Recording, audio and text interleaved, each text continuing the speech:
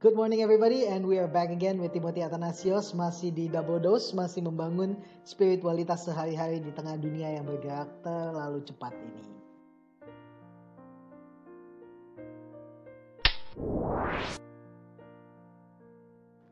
Dan hari ini pada tanggal 30 Mei saya ingin mengajak kita semua untuk merenungkan satu hal yang saya beri judul penumbuh atau pembunuh hubungan.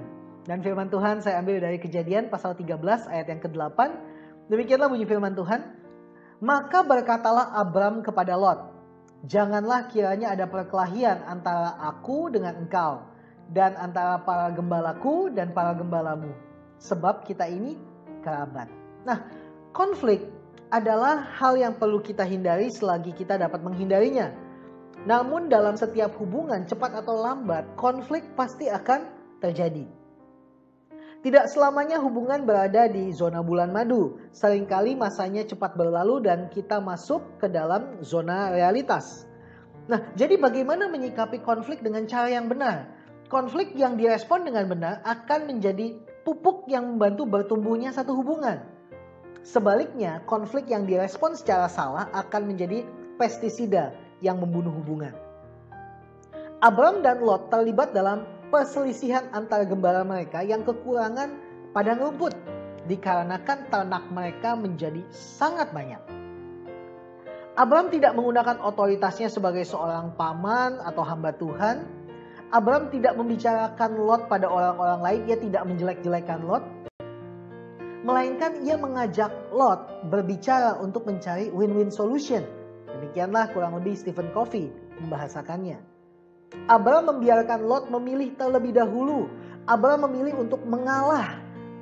Hanya orang kuat yang berani mengalah. Sekali lagi, ketika Abram memilih untuk mengalah kepada Lot, menunjukkan bahwa hanya orang kuat yang berani untuk mengalah.